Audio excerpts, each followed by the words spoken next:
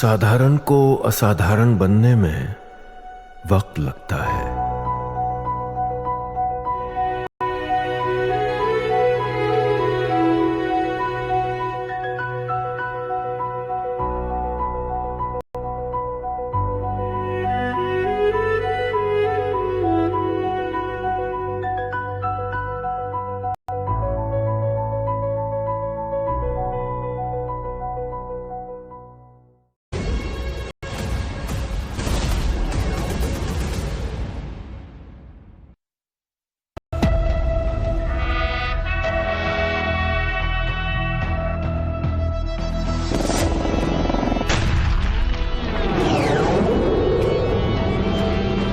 शांति को अवसर दिया, पर उसने कायरता की कार्रवाई की और उसका उत्तर केवल हमने पराक्रम से दिया।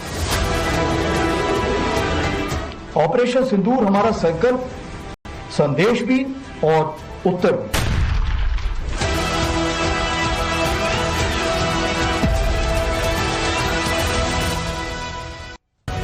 नमस्कार, बहुत स्वागत है आप सबका। आज 26 जुलाई, भारत के शौर्य को याद दिलाने वाला दिन। आज करगिल विजय दिवस, वो दिन जिस दिन एक बार फिर से दिल ये कहता है हो जन्म दोबारा तो भारत वतन मिले, फिर से यही हिमालय गंगो जमन मिले, ममता भरी ये गोदी फिर नसीब हो, फिर 3 रंग वाला हमको कफन मिले। ये जब मैं कह रहा हूं तो वो रंग जो हमारे जांबाज खुद के ऊपर लेकर चलते हैं, कुछ देर के लिए मैंने ये एक तरीके से थोड़ा सा उधार लिया है ताकि थोड़ा सा तो समझ पाऊं उस भावना को, स्पिरिट को, उस जज्बे को जिसके साथ वो एक पल नहीं लगाते मातृभूमि के चरणों में अपना शीश चढ़ा देने में। वो कौन सी भावना होती है जहां उनको ये याद नहीं आता है कि उनके पीछे उनके बूढ़े मां बाप हैं, या वो दुल्हन है जिसकी अभी मेहंदी सूखी नहीं है, या वो दुधमुहा बच्चा है जो उसकी राह देख रहा होगा। ये सब छोड़कर कौन है जो दिन रात जागकर विषम परिस्थितियों में, एक्सट्रीम टेम्परेचर्स में भारत मां के लिए प्रहरी का काम करता है। और उसकी कुछ तमन्ना भी होती है, उसकी थोड़ी सी कुछ अभिलाषा भी होती है कि वो लोग जिनकी सुरक्षा में वो दिन रात लगा हुआ है, वो समझें कि भारत केवल जमीन का टुकड़ा नहीं है, वो एक जागृत राष्ट्र पुरुष है। आज इन्हीं संकल्पों को दोहराने का दिन है, विजय दिवस। और मेरे साथ वो लोग जुड़ रहे हैं जिनके साथ आज हम इस संकल्प को याद करेंगे, दोहराएंगे, और एक बार फिर से याद उन्हें भी कर लो जो लौट के घर ना आए। और उनकी कहानी इसलिए नहीं कि उनके ऊपर कोई एहसान करना है इसलिए याद करो, इसलिए याद करो कि तुम्हारी अपनी कौम पर, तुम्हारे अपने लोगों पर कभी इस तरह के मुसीबत वाले दिन ना आने पाए और दुश्मन अपनी हैसियत में, अपनी औकात में रहे। हमारे साथ जुड़ रहे हैं lieutenant general Sanjay Kulkarni sir. मैं कोशिश कर रहा हूं कि इस ऑर्डर में आपका परिचय कराऊं। वो ऑपरेशन मेघदूत के हमारे हीरो हैं, सियाचिन ग्लेशियर में भारत का तिरंगा गाड़ने वाले हमारे वीर। आइए उनके लिए तालियां बजाएं। हमारे एक एक परिचय पर ये तालियां बजनी चाहिए। सर, बहुत स्वागत है आपका। आपको जब मैं अपने करीब पाता हूं तो एक बार फिर से गौरवान्वित होता हूं। जनरल मेस्टन हमारे साथ आज इस चर्चा में जुड़ रहे हैं। न जाने कितनी बार उनसे हमने जब बात की तो उन्होंने जो बारीकियां बताई आपको आने वाले दिनों में, उसका मतलब ये समझ में आया कि देखो, उन्होंने पहले जिक्र किया था, अब ये हो रहा है।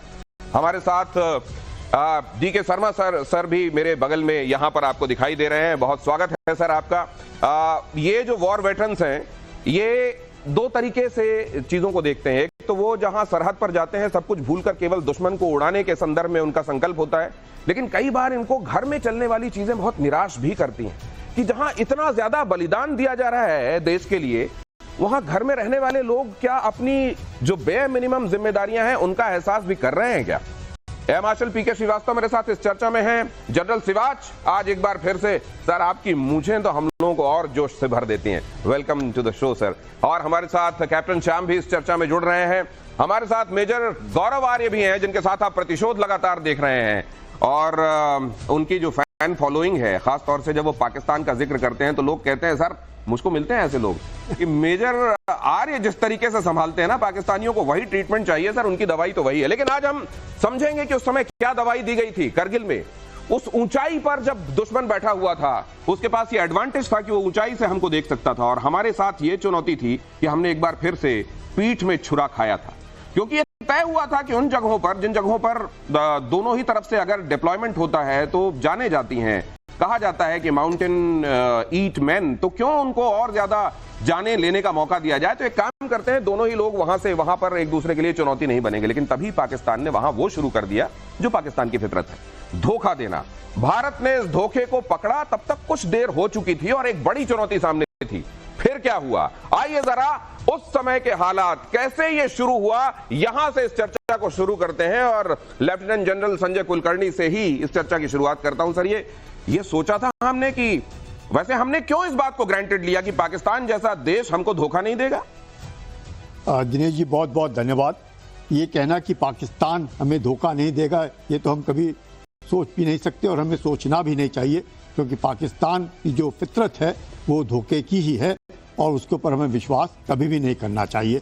और आज ही नहीं, 1947 से हम देखते आए हैं कि पाकिस्तान पे विश्वास करना बहुत मुश्किल है, और बल्कि मैं कहूँगा आज की तारीख पे नामुमकिन है, जिस प्रकार से उनकी सोच है। जहाँ तक कारगिल का सवाल है, ज़रूर 1998 के न्यूक्लियर ब्लास्ट के बाद, 1999 में लाहौर यात्रा के बाद ज़रूर लग रहा था कि हो सकता है, जिस प्रकार से भारत बार बार कोशिश कर रहा है कि पाकिस्तान एक हमारा पड़ोसी है, और बार बार जिस तरह उस वक्त के तत्कालीन प्रधानमंत्री कहते थे कि पड़ोसी को बदली नहीं किया जा सकता, पड़ोसी तो पड़ोसी ही रहेगा और उससे अच्छे व्यवहार है। लेकिन उसकी फितरत सामने आए, क्योंकि उन्हीं के प्रधानमंत्री जो है नवाज शरीफ, उन्हें भी नहीं, शायद आज लग रहा है, वो बार बार कहते थे कि मुशर्रफ ने उन्हें नहीं बताया। जो आपने कहा ना सर, मुझको लगता है यहीं पर वो बात छिपी हुई है। फितरत में ही सब कुछ छिपा हुआ है। भारत की फितरत ऐसी है कि बहुत क्रोध आने के बावजूद भी, बड़ा खतरनाक दुश्मन होने के बावजूद भी उसमें कहीं दया रह जाती है। इसीलिए रावण को मारने के बाद भी रामचंद्र जी लक्ष्मण जी से कहते हैं कि जाओ सीख लो, ये प्रकांड पंडित भी रहा है, इससे पूछ लो कि क्या किया जाना चाहिए। ये समझना चाहूंगा जनरल मेस्टन, ये लेकिन अब तो इसको छोड़ना पड़ेगा सर। अब ये दया भाव, एक बढ़िया शत्रुबोध कि ये हमारा दुश्मन है और ये हमारा दोस्त है, एक तो ये होना चाहिए, उसके बीच में कहीं एम्बिग्विटी नहीं होनी चाहिए। और दूसरे, जो जिसकी फितरत एक बार समझ जाओ, once a Pakistan always a Pakistan, अब इसमें कोई कंफ्यूजन नहीं होना चाहिए। और दिनेश, पहली बात जो आज आपने इंट्रोडक्टरी दिया है, मैं आपकी सराहना करना चाहूंगा कि आपने हम सब के अंदर बहुत जोश लेके आ गए हैं, और आपने जो एक एक शब्द बोला है, बहुत ही बेहतरीन शब्द बोला है। और जब आप बोल रहे थे, हम सब में वही जज्बा आ रहा था, क्योंकि आपने बोला सेना में क्या चीज है वो जो जवान को या एक ऑफिसर को मोटिवेट करती है, ना अपनी वो जान देखता है ना कुछ, वो सिर्फ देश को करते हुए आगे बढ़ता है। आपने जो सवाल उठाया, पहली बात, पाकिस्तान पे तो बिल्कुल भरोसा बिल्कुल नहीं कर सकते, कारण उनकी ब्लड के अंदर है डिसीट और डिसेप्शन, धोखेबाजी, वो उनका ब्लड है। और आपने देखा बस डिप्लोमेसी के साथ हमारे उस समय प्रधानमंत्री अटल बिहारी वाजपेयी के साथ कितना धोखेबाजी की। और जब पाकिस्तान में बोलता हूं, मैं सिर्फ बोलूंगा पाकिस्तान की सेना और खासकर उनकी जो टॉप लीडरशिप है, और साथ में उनके साथ जो ISI है, पाकिस्तान का वो वर्णन है। पाकिस्तान के ऊपर हमें उनकी सेना पे बिल्कुल भरोसा नहीं करना चाहिए। देखिए, पाकिस्तान का, आपने आसिम मुनीर का भी स्टेटमेंट सुना था, क्या उसका इरादा था? भारत को तोड़ना, क्या बोल के कि हिंदू और मुसलमान अलग हैं, कश्मीर एक हमारी जुगुलर वेन है और हिंदू मुसलमान साथ कभी रह ही नहीं सकते। क्यों बोला उसने स्टेटमेंट? और ये जो पहलगाम में टारगेटेड किलिंग की है, उसका भी मकसद यही था कि लोगों के अंदर फूट आए और भारत में कॉमनल राइट्स होने चाहिए, जो अंग्रेजों ने 1947 में कराया। तो कहने का मतलब है, पाकिस्तान का तो ये स्टेटेड स्ट्रैटेजी है, बहुत क्लियर है, वो हिंदुस्तान को तोड़ना चाहता है, लेकिन हिंदुस्तान को बिल्कुल अभी उसके चुंगल में नहीं फंसना चाहिए, उसकी धोखेबाजी में। और अब जो भारत ने एक न्यू नॉर्मल डिफाइन कर दिया है, खासकर हमने इतने युद्ध कर लिए हैं पाकिस्तान को, हर बार उसे धोखा दिया है। देखिए, इस टाइम पे उसने धोखा दिया है, पहलगाम में भी हमने धोखा दिया, कितना सब कुछ ठीक ठाक चल रहा था और एकदम उसने पहलगाम। बड़ा टाइट रोप वॉक है सर जिसका जिक्र आप कर रहे हैं। ये एक तो हमको उसके चंगुल में इतना नहीं फंसना कि हमारी जो ये तरक्की की रफ्तार है उससे उलझने के चक्कर में कहीं हम अपनी तरक्की की रफ्तार को पीछे करें, लेकिन साथ में ये भी कि पहले हम कहीं जो डिली डॉली रहे हैं उसको लेकर अब हमको फर्म हो जाना है, हमको बहुत ही स्पष्ट हो जाना चाहिए कि पाकिस्तान के साथ। और इसीलिए ये न्यू नॉर्मल अब ये डिफाइन कर दिया गया है हिंदुस्तान की तरफ से कि कोई भी act of terror act of war माना जाएगा। और अब पहले जैसे वॉर की, फुल स्केल वॉर की शायद हमें आवश्यकता भी नहीं है। यहीं बैठे बैठे हमारे फाइटर एयरक्राफ्ट एक ऊंचाई में जाएंगे, अपनी मिसाइलें वहां फेंकेंगे और उधर, जिसको मेजर गौरव आर्य कहते हैं, हर हर महादेव हो रहा होगा। लेकिन ये क्या हमेशा के लिए, क्या अब वाकई हम उससे आगे बढ़ गए हैं कि फुल स्केल वॉर जैसी नौबत अब नहीं आएगी? क्या वाकई ऐसा होगा कि हम अपनी तरक्की पे पूरा फोकस करते हुए बीच बीच में जहां इनको ट्रीटमेंट की जरूरत होगी, दवाई और डोजेस की जरूरत होगी, वो देंगे और आगे बढ़ पाएंगे? ये एक बड़ा सवाल है। एयर मार्शल पीके श्रीवास्तव, क्या अब हम फुल स्केल वाली नौबत पर नहीं जाने वाले कभी? दिनेश, बहुत बहुत शुक्रिया। बहुत डिस्टिंग्विश पैनल आपने इकट्ठा किया है और जो बातें अभी तक आई हैं दोनों जनरल्स के पास से, वो वाकई मोटिवेट करने वाली है। मैं भी रोमांचित हो उठा था। लेकिन एक बात जो आपने सवाल पूछा है उसका सीधा आंसर यह है कि अब सिर्फ 3 आधार पर लड़ाई होगी। पहला आधार ये होगा बियॉन्ड विजुअल रेंज, जिसमें कि आपकी कोई जनहानि नहीं हो, आपके यहाँ कुछ भी नहीं हो और आप दुश्मन को मार सकें, सही सबक सिखा सकें। और दूसरा होगा प्रिसिशन स्ट्राइक, जिसको मारना है उसको मारेंगे। कोलैटरल डैमेज होता है तो आजकल के कनेक्टेड वर्ल्ड में इंटरनेशनल स्टेज पर बहुत ज्यादा उसकी चर्चा होती है। डिप्लोमेटिक तरीके से आप लूज करते हैं। इस बार देखिए, ऑफ सिंदूर में आपने देखा होगा there was no collateral damage. Even in Kargil जब हमने जाके मिराजेस यूज किए और LGBs यूज किए और जब उनके बंकर बस्टर्स बॉम्ब वहां जो बंकर में बैठे हुए थे उनको मारा और उनके एम्युनिशन के डिपो को मारा, इंटरडिक्शन किया, उसके बाद से हमारी सेनाएं आगे बढ़ने लगी। लेकिन ये दूसरा एक युद्ध हमारे भीतर भी चलता है, कॉन्फ्लिक्ट इस बात का कि हमको अपने शत्रु के साथ बर्ताव कैसा करना है। और ज्यादातर वो मोहम्मद गौरी से लेकर आज तक का अगर आप इतिहास देख लें, ज्यादातर समय हमारी दया करुणा ही हमारे लिए कहीं पैर की बेड़ी बनी है। ये जो हम कहते रहे ना कि परोपकाराय फलंति वृक्षाः, परोपकाराय वहन्ति नद्याः, परोपकाराय दुहन्ति गावः, परोपकाराय मिदं शरीरम। इसमें हमको ये ध्यान रखना पड़ेगा कि ये श्लोक हमारा वहीं तक है जहां वो दूसरे लोग जो हैं वो परोपकार किए जाने लायक हैं। जहां पर ऐसा नहीं है वहां आपको बहुत ही क्रूर होकर अपने दुश्मन से निपटना भी होगा। क्या वो बात भी अब हम धीरे धीरे अपने अंदर लेकर आ गए हैं जनरल सिवाच? देखो, हमने लेसन सीखे हैं लड़ाइयों से। आप रशिया यूक्रेन की लड़ाई देखें, यही किसी समय सोचा गया था कि मैन ऑन ग्राउंड की कोई वजह अब नहीं है, कन्वेंशनल वारफेयर नहीं होगा, शॉर्ट एंड इंटेंस वार होगा और इन्फेंट्री बहुत ज़्यादा इम्पैक्ट नहीं कर पाएगी। मगर उसके विपरीत हुआ। आज की तारीख में आपको पता है रूस में कॉन्स्पिरेशन जो आर्मी थी वो लड़ नहीं पाई, उनको अपना मिड कोर्स पे सब कुछ चेंज करना पड़ा। आप देख लें चीन के साथ भी यही प्रॉब्लम हुई। गलवान में जब वो आए तो उनकी कॉन्स्पिरेशन आर्मी थी, हमारे 20 जवान शहीद हुए, हमने 100 से ज्यादा उनको मौत के घाट उतार दिया। तो ये सोचना कि कहीं ना कहीं फोकस बिल्कुल हमारा शिफ्ट हो जाना चाहिए, मुझे लगता है उससे हमारी कहीं ना कहीं। आप ये कह रहे हैं सर कि आप जैसे कहते हैं ना कि बहुत पानी बह गया नदी में, आप कह रहे हैं कि बहुत बारूद उड़ गया और अब चीजें बहुत बदल गई हैं। मेजर गौरव आर्य को थोड़ा मैं आपके पास लौटूं सर, दोबारा आता हूं, एक फर्स्ट राउंड आप सबसे रिएक्शन ले लूं। मेजर गौरव आर्य, एक बात मैं ये समझना चाहता हूं कि क्या ये अब भारत जो है कम से कम उसका दयावान होना, उसका करुणामय होना, उसके लिए जो परेशानी का कारण बनता रहा है, अब हम ये समझ चुके हैं क्या कि जो आदमी जैसा दिखता है वो जरूरी नहीं है कि इंसान हो? नहीं, देखिए, मुझे नहीं लगता कि लड़ाई में कोई दया या करुणा का कोई स्कोप होना चाहिए। आप पहले पहचान लीजिए वो आपका दुश्मन है कि दोस्त है। अगर दुश्मन है तो दुश्मनों जैसा व्यवहार हो, दोस्त है तो दोस्त जैसा व्यवहार हो। जहां तक पाकिस्तान की बात है, हम लोग बहुत डिफेंसिव लोग हैं दिनेश, हमें ये बात समझनी पड़ेगी। हम लोग बहुत ज्यादा डिफेंसिव किस्म के लोग हैं।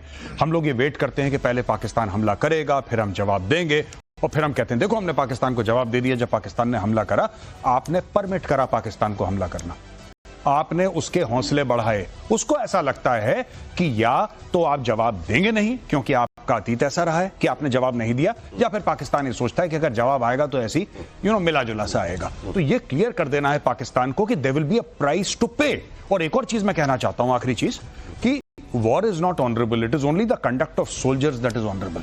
वॉर ना कभी ऑनरेबल था ना है, conduct of soldiers is honourable. वो दोनों में फर्क हमें पता होना चाहिए। और पाकिस्तान के साथ आप जो लड़ाई लड़ रहे हैं ना, if you need to hit below the belt, you hit below the belt. You need to hit him when he is sleeping, you hit him when he is sleeping. आज की तारीख पर today is the best day when Pakistan is doing nothing, but हम लोग wait कर रहे हैं। आपने देखा ना, आपने अपनी शो में प्रतिशोध में दिखाया था, राइट?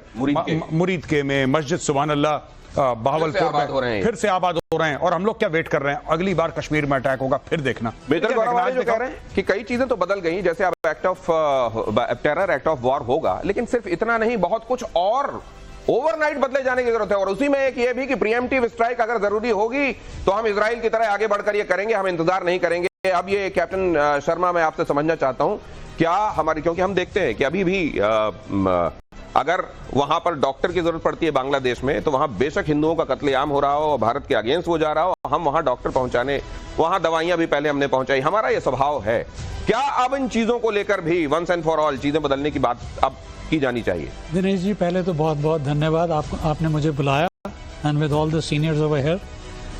एक चीज जो हम मिस कर रहे हैं पूरे, वेदर इट वाज कारगिल और वेदर इट इज ऑप सिंदूर, हमारी पॉपुलेशन को ये मालूम नहीं है कि नेवी जो ऑपरेट कर रही है, जो आपकी आई साइट और आपकी सोच से भी आगे ऑपरेट कर रही है, because they are operating in high seas, तो पता नहीं लगता है नॉर्मली कि हो क्या रहा है, कि आर्मी और नेवी, आर्मी एंड एयरफोर्स का तो पता लग जाता है, बट जो नेवी ने इस बारी या उससे पहले कारगिल में किया था, अगर दिनेश जी वो हो जाता तो ये नक्शे से कुछ गड़बड़ हो जाता। ये कैप्टन साहब का दर्द है, देखिए नो नो नो, मैं बता रहा हूँ आपको, दर्द है और ये हमारी पॉलिटिकल जो है नेवी का, वो मिला नहीं है कि ये हमारी पॉलिटिकल लीडरशिप थी जिन्होंने बचा लिया इनको, वरना ये कराची ऑनवर्ड्स, गौरव आर्या यहाँ पे खड़े हैं, आपको मालूम है कि पूरी Indian naval fleet was deployed with the aircraft career.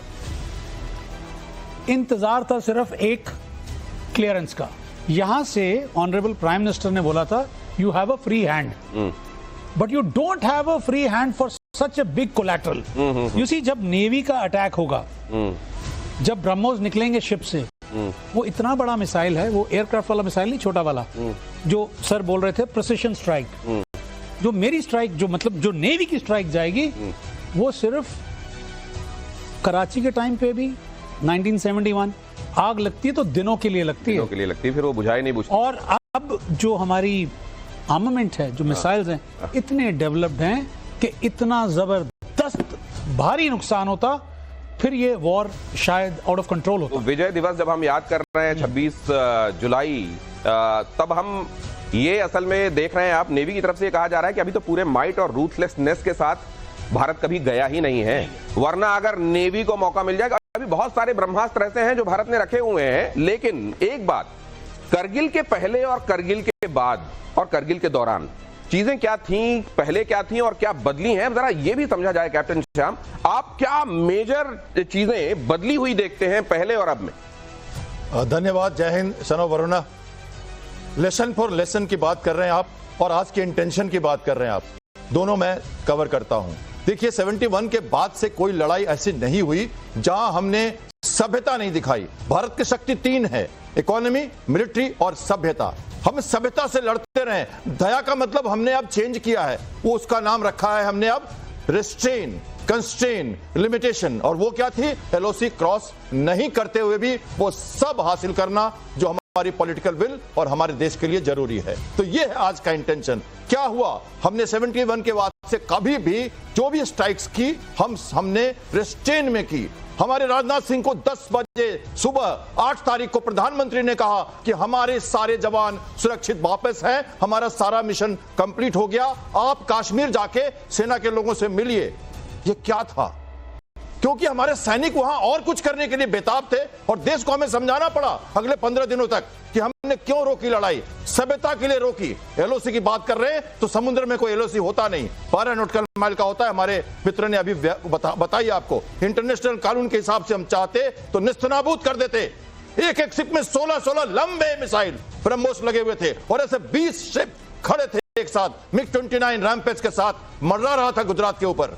क्या क्या कमी थी हमारे पास? लेकिन हमने सभ्यता दिखाई। आज का भारत यह है कि दया को हमने रेस्ट्रेन में कन्वर्ट किया है। एक और बात कहूंगा, पहले हम एफआईआर करते थे, पहले हम यूनाइटेड नेशन जाते थे, हम लोगों को बनाते थे। अब हमने जज का रोल ले लिया है। अब हमें किसी से पूछने की जरूरत नहीं है। यूनाइटेड नेशन अगर उसके पास टिथ नहीं है तो हम खुद अकेले लड़ने के लिए तैयार है। हमने अब कहा है कि जब भी तुम कुछ करोगे, एक्ट ऑफ वॉर को मान के हम अटैक करेंगे और तुम्हें मारेंगे। हम ही जज हैं, कोई विटनेस नहीं, कोई जजमेंट की जरूरत नहीं। जब जरूरत पड़ेगी मारेंगे। एक बात कहता हूं जाते जाते, अभी जाना नहीं है सर आपको, प्लीज अभी रुकिए। और ये आपने जो बातें कही हैं सर, क्या बात है, मेरा तो ताली बजाने का दिल कर रहा है। लेकिन जनरल कुलकर्णी, एक बात, वो जो पॉजिटिवली भारत ने चीजें बदली और आज भारत आपको उन मामलों में बेहतर दिखाई दे रहा है, पाकिस्तान के पार्लेंस में बात कर रहा हूं। और वहां जहां आज भी आपको लग रहा है कि यार ये क्यों है, इसको तो बदलना चाहिए था अब तक, क्या दो चीजें हैं जो आपको लगता है?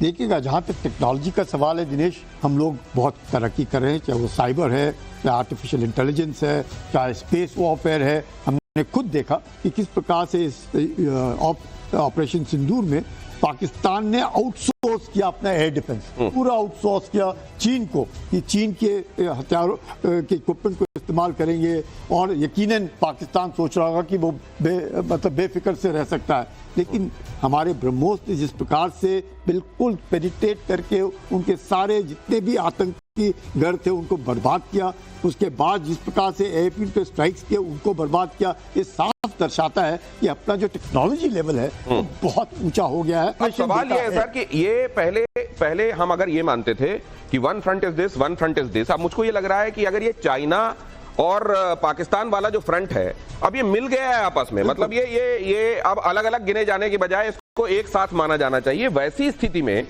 क्या ये चैलेंज हमेशा से रहा है जनरल मिस्टन, ऐसा ही फ्रंट रहा है ये, या अब ज्यादा ये मिल गया है और अब ज्यादा खतरनाक हमारे लिए इसका मिलना हो गया है? दिनेश देखिए, साफ जाहिर है कि ये फ्रंट पहले भी थे, दो फ्रंट, लेकिन अब वो बहुत बढ़ गया है, अब वो ऑन ग्राउंड दिखने लगा है। और खासकर ऑप सिंदूर के सामने आपने देखा है कि डायरेक्ट प्रोजेक्शन था चाइना का, काफी हद तक उन्होंने मिलिट्री इक्विपमेंट दिया है, उन्होंने सैटेलाइट मॉनिटरिंग की है, उनको कम्युनिकेशन इनपुट दिया, सब कुछ दिया है। सवाल ये उठता है कि भारत को अभी जब ये थ्रेट्स हैं तो क्या करना चाहिए, ये आपने एक और सवाल उठाया था। मैं एक और बोलना चाहूंगा, देखिए हमने बहुत डेवलपमेंट की, आत्मनिर्भर भारत, तरक्की वगैरह कर रहे हैं टेक्निकल, लेकिन सबसे पहले भारत में एक आना चाहिए स्ट्रैटेजिक कल्चर। हमारी जो टॉप पॉलिटिकल लीडरशिप है, टॉप इकोनॉमिक लीडरशिप है, और जितनी भी लीडरशिप होती है, मिलिट्री लीडरशिप तो करती है, एक स्ट्रैटेजिक कल्चर इस देश में बहुत जरूरी है। देखिए ये एक बड़ा मसला है जिसको अंडरलाइन करने की जरूरत है। भारत को रिएक्शनरी नहीं होना चाहिए, और ये जब मेजर गौरव आर्य कहते हैं ना कि प्रीएम्प्टिव स्ट्राइक करो, वो 4 कुमाऊं रेजिमेंट, और इस समय तो 2 हमारे साथ कुमाऊं रेजिमेंट के हीरोज हैं, मेजर आर्य हैं और जनरल कुलकर्णी हैं, तब ऐसे में जब इसका सूत्र वाक्य है पराक्रमो विजयते, अब मुझको लगता है प्रियम्पशन विजयते भी एक इसके साथ शामिल कर। सर ये क्या इसमें कोई दिक्कत है, हम क्यों नहीं लागू कर पा रहे हैं ये? नहीं दिनेश भाई, ऐसा है कि हम लोगों के साथ एक प्रॉब्लम है। मैंने भी बड़ा सुना था फौज में, long before when I was there in the army, that we are not an expeditionary army. हम बड़े गर्व के साथ दुनिया, not only the army, everybody in India says with a great deal of pride कि हमने कभी किसी देश पे हमला नहीं करा, और मुझे आज तक ये समझ में नहीं आया क्यों नहीं करा। हमें करना चाहिए, राइट? दैट इज व्हाट, सी आपको सर ने बोला ना, जनरल मस्टन ने एक बहुत प्यारी बात बोली है।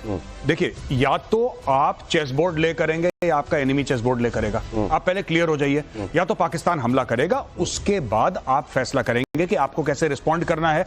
1947-48 में यही हुआ, 1965 में यह हुआ, 1971 में भी यही हुआ, ऑपरेशन चंगेज खान, 1999 कारगिल में भी यही हुआ, कश्मीर में जब आतंकवाद हुआ तब भी यही हुआ, पंजाब में आतंकवाद हुआ तब भी यही हुआ, अभी भी पहलगाम हुआ तब आप You are always reacting because you have been told that boss, we are not an expeditionary army, हम लोग पहले हमला नहीं करते, और हमने अपने आप को एक मॉरल हाई ग्राउंड पे जाके बैठा दिया कि जो पहले हमला करता है वो गलत है। क्यों गलत है भाई? आपका दुश्मन है, अगर आप पहचानते हैं दुश्मन है, ठोकिए जाके उसको, ठीक है?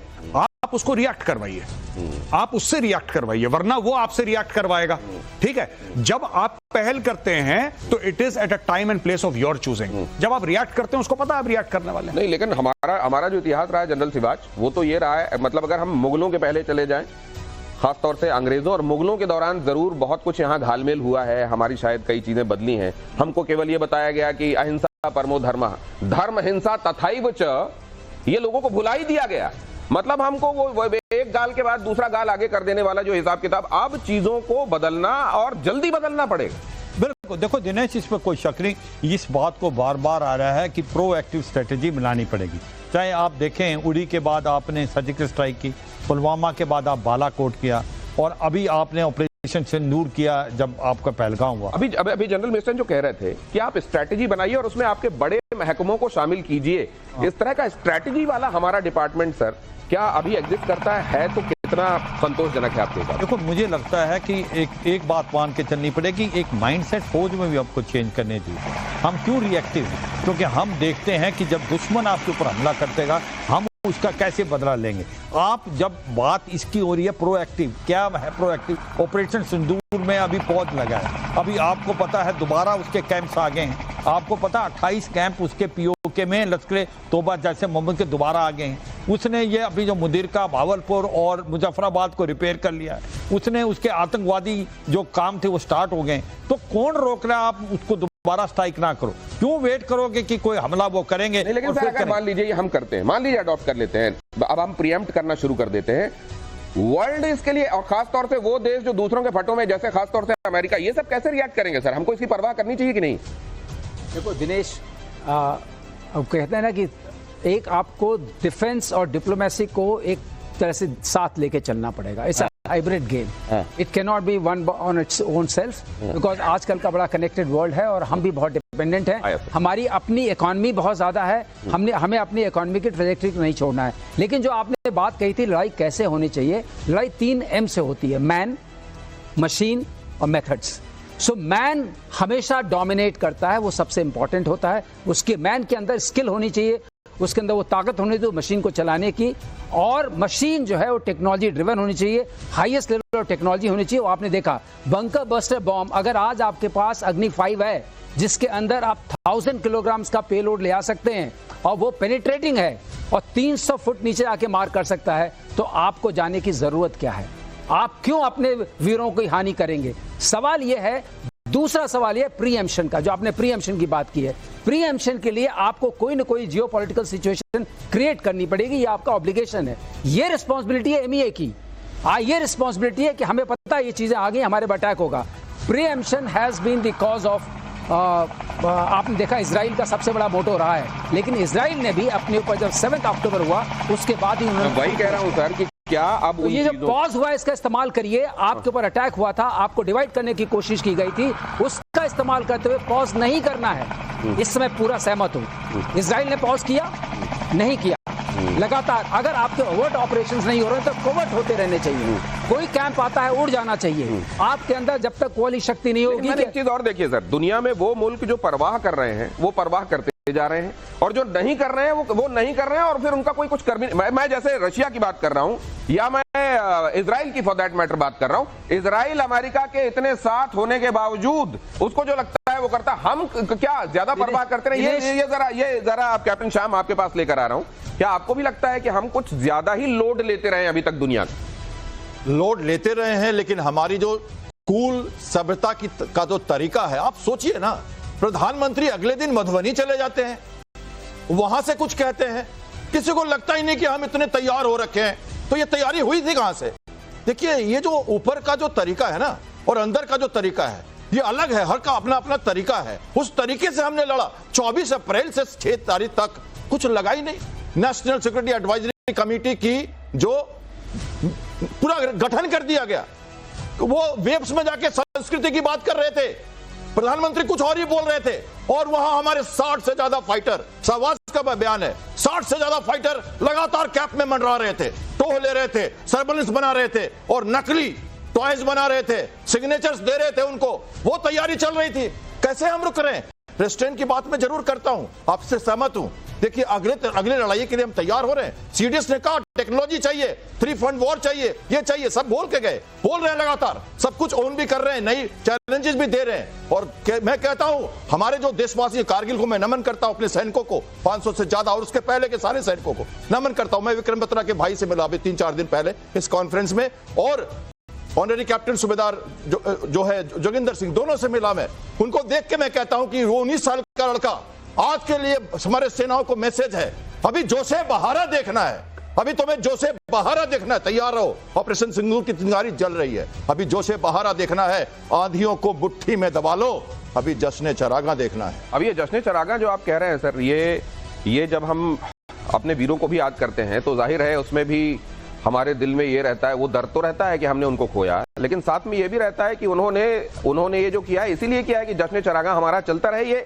ये रिस्ट्रेन कितना रहेगा तो हमारे लिए ये हमारी ताकत बनेगा, और ये रिस्ट्रेन कितना हो जाएगा तो हमारे लिए यही रिस्ट्रेन मुसीबत बनता रहा है या एक लायबिलिटी बनता रहा है। दिनेश, मैं आपको थोड़ा सा ना एक्सप्लेन करना चाहता हूँ। ये जो गौरव आर्य ने बताया और बाकी सर भी बता रहे हैं, रिस्ट्रेन और हमारी ये प्रोएक्टिव स्ट्रैटेजी क्यों नहीं थी। Let's first understand what is comprehensive national park, जिसमें देश की सामूहिक ताकत, जिसका पार्ट है diplomacy, economy, defence, R&D, demography, ये सारी चीजें मिलके बनती हैं। Now if you are comparing, एक सेकंड रोक रहा हूं आप, जब आप डेमोग्राफी कहते हैं ना, देश की जनसंख्या हमारे लिए ताकत होनी चाहिए, लेकिन वो जनसंख्या ताकत कब होती, नहीं एक सेकंड सर, वो ताकत तब होती है जब वो अनुशासित लोगों का एक समूह होता है, वरना वही लोग, वो डेमोग्राफी अगर इस तरीके की हुई है कि इधर जा रहा है एक उधर जा रहा है, तो वही हमारे लिए बहुत बड़ी मुसीबत भी बन जाती है सर। दिनेश, वन सेकंड, आप ये देखिए, starting from 47, then you come to 65, 71, और उसके बाद जो छोटे छोटे कॉन्फ्लिक्ट्स हुए, Where was India then? Where is India now? कहां था वो तब भारत, और अब कहां है? अभी हमारी इकोनॉमिक पावर देखो आप, the way we are climbing up every year, we are leaving many countries behind. Today we are in number 5, 2047 maybe we are number 2. तो जब हमारे पास वो ताकत होगी, वो इकोनॉमिक बैकिंग होगी, डिप्लोमेसी में हमारा हेफ्ट ज्यादा होगा, हमारी बात लोग सुनेंगे, तो फिर डिफेंस भी बहुत आगे निकल जाएगा। Then we will not have to ask. फिर हम करेंगे जो सही होगा। Then the restraint. तो सर हमारा डायरेक्शन सही है ना। देखिए, हम इकोनॉमी हमारी मजबूत होती जा रही है, स्ट्रेटजी के मामलों में हमने पहले से इवॉल्व किया है, टेक्नोलॉजी में हम आगे जा रहे हैं, और ये जो करगिल में हमने देखा, मतलब ये कम से कम रिएक्शन वाले मामले में हम यहां तक तो पहुंचे कि अगर उधर से हुआ तो हमने फिर 2016 पहले देखा, 2019 देखा, और अब ऑपरेशन सिंदूर देखा। देखो ना दिनेश, फर्क देखो आप, पहले कितना रिस्ट्रिक्टेड होता था, अभी एक रात में आपने 9 बेसेस निकाल दिए उनके, वही just because we didn't want to attack. और पहले कितना रिस्ट्रिक्शन होता था, जो आपने कहा, इसका मतलब हमारी कुव्वत और ताकत तो पहले से ऐसी थी, लेकिन वो जो बेड़ियां पहले जकड़ी रहती थी, अब उसमें कुछ कमी आई है सर। मतलब आप कह रहे हैं पॉलिटिकल लीडरशिप अब पहले से बेहतर हुई है, everything, political leadership, economic might, diplomacy और R&D देखो। नहीं, बाकी चीजें सर, दुनिया भी टेक्नोलॉजी के मामले में धीरे धीरे बढ़ रही है। दुनिया भी अब धीरे धीरे पहले के ज्यादा, बाकी कंट्रीज जहां पर पहले खाने के लाले होते थे, वहां पर भी अब अनाज पहुंचने लगा है, तो दुनिया वैसे तरह। लेकिन एक चीज जो पहले के मुकाबले बदली है, वो है पॉलिटिकल विल। भारत के मामले में बात कर रहा हूं, जनरल मिस्टन, क्या ये एक बहुत बड़ी तब्दीली है? बिल्कुल दिनेश, तब्दीली है। एक और बात मैं इसमें शामिल करना चाहूंगा, हम बात बार बार प्रोएक्टिव स्ट्रेटजी की कर रहे हैं। मैं एक आपको लाइव एग्जांपल देता हूं। आज कश्मीर का मुद्दा, भारत अभी तक रिएक्ट कर रहा है। ये मुद्दा है क्या, देश को सब पता होना चाहिए। अफगानिस्तान के जो पश्तून हैं, उन्होंने किताब लिखी है, जाके रिसर्च की है, इंडिया ऑफिस ओवल लाइब्रेरी में, फैक्ट्स ऑफ फैक्ट्स, उसमें कश्मीर के बारे में बिल्कुल क्लियर लिखा हुआ है कि Kashmir is an integral part of India. लेकिन क्या ये जब हम उम्मीद कर रहे हैं गौरव आर्य सर, क्या बहुत जल्दी बहुत सारी चीजें बदल जाएं, ये उम्मीद को ज्यादा तो नहीं कर रहे हैं हम? नहीं दिनेश भाई, ऐसा मैं आपको छोटे सा एग्जांपल देता हूं। 1998 में पाकिस्तान और इंडिया दोनों ने न्यूक्लियर टेस्ट करे, आपको पता है। 1998 में 99 में पाकिस्तान कारगिल के अंदर घुस बैठा और हाइट्स ऑक्यूपाई उसने कर ली, right. One of the aims was to cut off Siachen glacier, ठीक है। चलिए, पाकिस्तान को कोई फर्क नहीं पड़ा कि भारत के पास न्यूक्लियर वेपन्स हैं, पाकिस्तान ने लाइन ऑफ कंट्रोल पार करा और हमारे इलाके में आके बैठ गया, ठीक है। 527 हमारे भाई वीरगति को प्राप्त हुए, हमने पाकिस्तान को लात मार के बाहर निकाला, लेकिन वी लॉस्ट 527 ब्रदर्स। लेकिन हमें हुक्म था कि तुम लाइन ऑफ कंट्रोल पार नहीं करोगे, क्योंकि पाकिस्तान के पास न्यूक्लियर वेपन्स हैं। पाकिस्तान जब मन करता है 26/11 करता है, जब मन करता है पाकिस्तान पार्लियामेंट पे अटैक करता है, अक्षरधाम मंदिर पे अटैक करता है, और आप सिर्फ और कई बार तो आप रिएक्ट भी नहीं करते। पाकिस्तान को तो कोई फर्क नहीं पड़ता कि आपके पास न्यूक्लियर वेपन्स हैं। करते या करते थे, करना चाहिए। नहीं, ठीक है, आज की तारीख में you called their bluff, you have absolutely nullified the international border. आपने पंजाब में जाके मारा उनको, तो आपने 3-4 बातें करी हैं जो कभी नहीं हुई।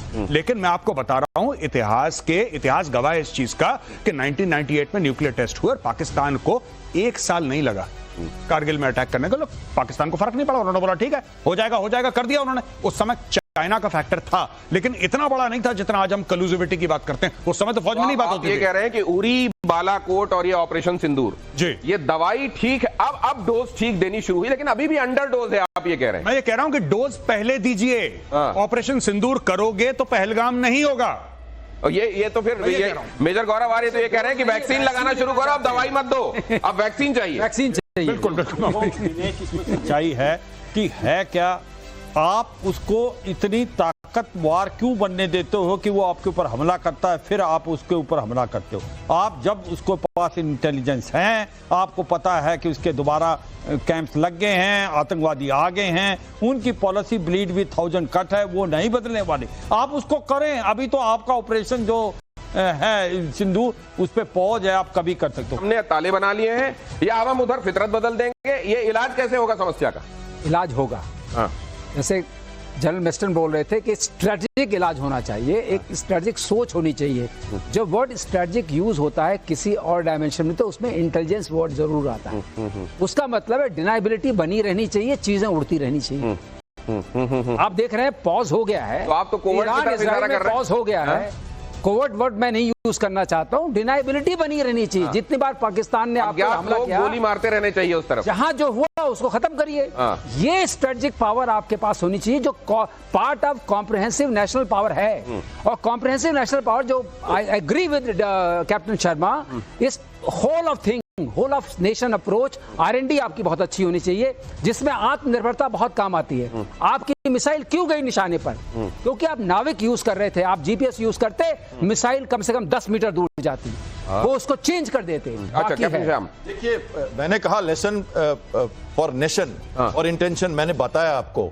ये देखिए लेसन फॉर लेसन हम हमेशा हर वार लेते रहते हैं। अब हमने जो लड़ाई रोकी है ना, तो ये कहते हैं ना चिंगारी तो लगातार जल रही है, आग किसी दिन फिर से भड़केगी। अब बात आ रही है टेररिज्म के अगेंस्ट में वॉर की।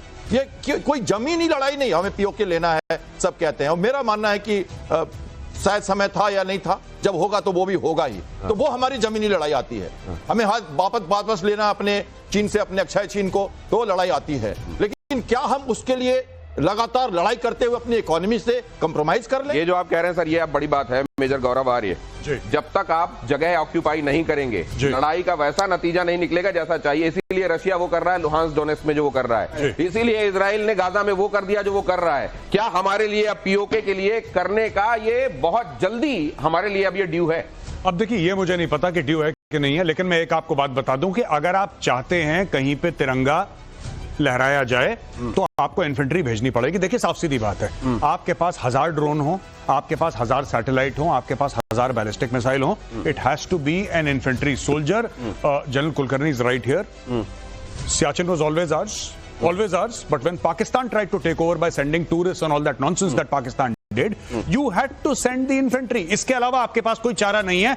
आज से 50 साल के बाद भी ये सच है कि इन्फेंट्री सोल्जर अपनी राइफल लेकर जाएगा, वहां पे तिरंगा प्लांट करेगा, and then you will say that Siachen is now under Indian control. लेकिन जब वो वाला दिन जो था, जब इंसास लेकर हमारे लोग खड़े रहते थे, और आज का दौर कम से कम ये है कि अब हमारे सैनिक उन तमाम चीजों से इक्विप्ड हैं सर जो चाहिए उनको। बिल्कुल, इसमें दिनेश ऐसे है, हम जो एक भारत लोकतंत्र है, जिम्मेवार लोकतंत्र है, एक बहुत बड़ी शक्ति है विश्व में। We have to raise the cost and punitive deterrence. Pakistan को लगना चाहिए ये मधुमक्खी का छत्ता है, इसमें उंगली दी तो भिनभिना गए तो मारे जाएंगे। जब वो डर रहेगा पाकिस्तान के अंदर या चीन के अंदर या किसी भी देश के अंदर, कोई भी देश भारत की तरफ उंगली नहीं उठाएगा। तो until unless we raise the cost, and वो जैसे आपने भी कहा, भारत में हर भारतीय को इस बात का विश्वास होना चाहिए ये मेरा देश है और मैं इस देश के लिए लड़ मिटने के लिए तैयार हूं और हम इकट्ठा हैं। जब वो भावना पैदा होगी इस देश के अंदर, और वो नेतृत्व है और वो नेतृत्व रहना चाहिए, और उसी के साथ साथ strong military, strong economy, real diplomatic teeth, कौन हिम्मत है, किसकी हिम्मत है, पाकिस्तान हो या कोई भी देश हो, भारत के ऊपर उंगली उठाने की। जब वो आपको देखेंगे एक आप सॉफ्ट स्टेट है, तब आपको मुश्किल होगी। If you are a state which is strong and you can raise the cost and make it punitive deterrence की, हाथ लगा के दिखा, नहीं करता तेरी जान निकालता, तो आप देखोगे भारत की तरफ कोई भी बुरी नजर से नहीं देख सकता। एक पॉइंट सर के साथ मैं फुली एग्री करता हूँ। प्यूनिटिव डेटरेंस ये कहाँ से आएगा? ये जिस रास्ते पे हम चले हुए हैं फ्रॉम द लास्ट 20 इयर्स, जो हमने टैक चेंज किया है, that we are going towards technology, R&D, आत्मनिर्भरता, वी आर नॉट डिपेंडेंट। आज से पहले जितनी भी वॉर्स हुई हैं, पहले आपको अपने मंत्री भेजने पड़ते हैं वहां पर कि एमुनिशन।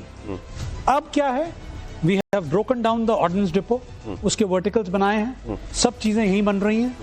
प्राइवेट इंडस्ट्री को लेके आए हैं, EEL है, कितनी कंपनियां बनी हैं जिन्होंने हमारे को ऑन ग्राउंड सप्लाई किया है सामान।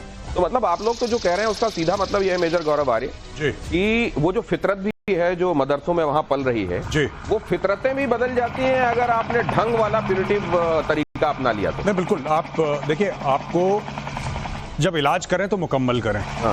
ये वाला मुकम्मल नहीं हुआ था, अच्छा इलाज था, शुरुआत बहुत अच्छी थी, लेकिन अंजाम तक नहीं पहुंचाए। देखिए कोई ऐसा लेवल होता होगा जिसके बाद मौत का खौफ।